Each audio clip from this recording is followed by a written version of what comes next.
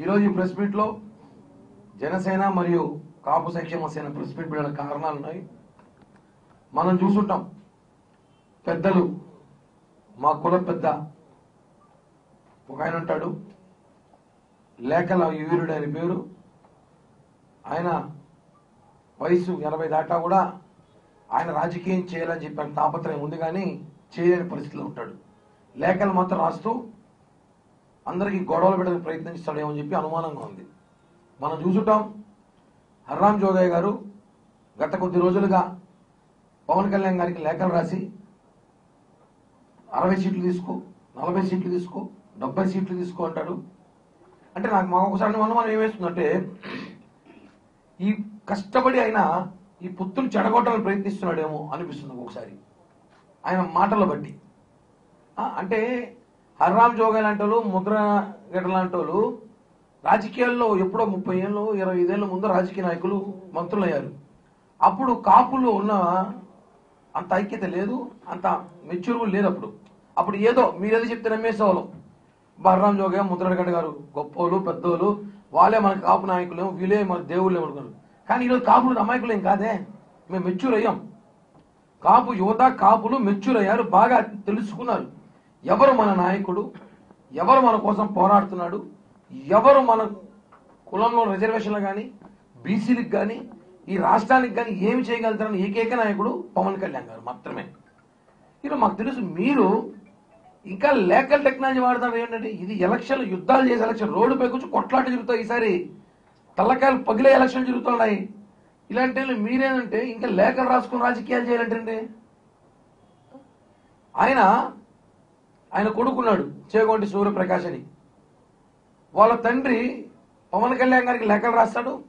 నా మాట పవన్ కళ్యాణ్ గారు వినలేదంటాడు, నా మాట పవన్ కళ్యాణ్ గారు వినాలంటాడు. నీ కన్న కొడుకు నీ మాట వినలేదు, నీ కన్న కొడుకు నీ మాట వినలేదు. నీ కొడుకు ఈరోజు పోయి వైఎస్ఆర్ కాంగ్రెస్ పార్టీలో చేరినాడు. అదే వైఎస్ఆర్ కాంగ్రెస్ పార్టీ కొడుకు ఏమని విమర్శించినాడు? వైఎస్ఆర్సీపీలో క్వాలిఫైర్ ఏంటంటే అండి, ఎంత పెద్ద దొంగ కూడా అయితే అంత పెద్ద పదవి వస్తుంది, ఎంత బాగా కన్నాలు వేయగలిగితే అంత పెద్ద పదవి వస్తుంది. అంటే కన్నాలు వేసి అక్కడ బతికిన ఉడుపు కూడా అలాగే ఇవ్వాలి.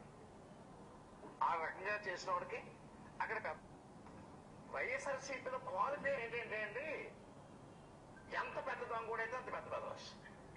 ఎంత పెద్ద దొంగ అయితే, ఎంత పెద్ద బేవాస్ అయితే అంత పెద్ద పదవి వస్తుంది. వైఎస్ఆర్సీపీలో నాయకుడు విమర్శించినాడు. ఇప్పుడు నువ్వు ఎంత పెద్ద దొంగ, నువ్వు ఎంత వెదవు. ఇప్పుడు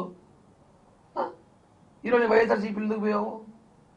మేము అడుగుతున్నాము. ఈరోజు నువ్వు లేఖలు రాస్తావు కదా, ఒక లేఖ రాయండి, నీ కొడుకు మంత్రి పదవి ఇవ్వమని చెప్పి.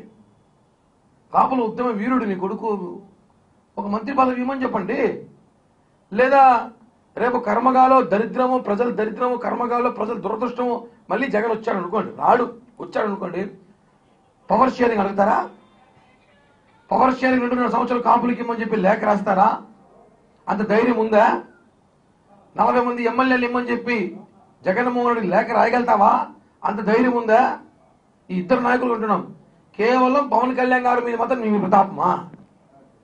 చెడపొకురా చెడేకు. చిన్నప్పుడు సామెత గుర్తొచ్చేది మాకు, నంటకాయల స్టోరీ. మా నాన్న వాళ్ళు చెప్పేవాళ్ళు. ఆ నంటకాయల స్టోరీ మీరు నిజం చేస్తామరా? అసలు ఆ స్టోరీ నిజం చేస్తున్నారు మీరు. ఈరోజు మనలో ఎదగనీయకుండా పవన్ కళ్యాణ్ గారికి తెలుసు ఈ రాష్ట్రం ఎటువంటి పరిస్థితుల్లో ఉన్నాయి, ఎన్ని సీట్లు తీసుకోవాలి, ఎక్కడ పోటీ చేయాలి, ఎవరిని గెలిపించాలి, ఏం చేయాలి, అన్నీ ఆయన తెలుసు. మీరు ఈ సమయంలో ఆయన పక్కన నిలబడాలి. కానీ కూటమి చెడగొట్టేలాగా 50 సీట్లు తీసుకో, ఈయన అభ్యర్థులు ప్రకటించేస్తారు లెటర్ ఇచ్చి. వాళ్ళ కొడుకుని మాట్లాడుతూ పవన్ కళ్యాణ్ గారి రాజకీయ అనుభవం లేదంట. ఎందుకు ఇట్లాంటి దొంగతనాలు, నీలాంటి వెధవలు వెళ్ళడానికి, మీలాంటి వెధవలు వేరే పార్టీలకు వెళ్ళడానికి రాజకీయ అనుభవం కావాలా? ఈరోజు ఏం ప్యాకేజ్ ఇచ్చారని చెప్పి నువ్వు పోయినా ఒకడికి. పవన్ కళ్యాణ్ గారు మనుషులు పట్టించుకోనంట.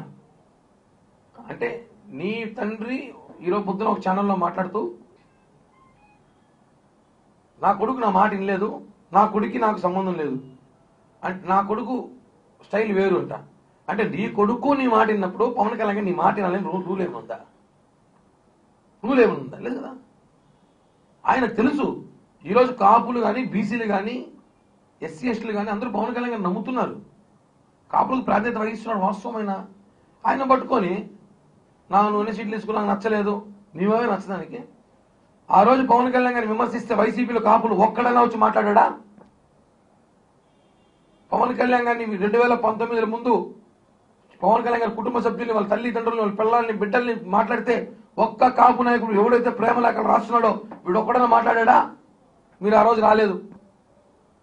ఇవాళ ఇదే వైఎస్ఆర్సీపీలో మంత్రులు పవన్ కళ్యాణ్ గారిని మాట్లాడుతుంటే ఒక్కడన్నా ప్రశ్నించినారు కాపుల్లో మంత్రులు? మీరంతా కాపు నాయకులు, కాపు సోదరులు. జనం అమాయకులు కాదు. మీకు గౌరవం ఏదో వయసులో పెద్దవాళ్ళు గతంలో మంత్రులుగా చేశారు కాబట్టి రెస్పెక్ట్ ఇస్తున్నాను తప్ప మీరు ఏదో మాకు సలహాలు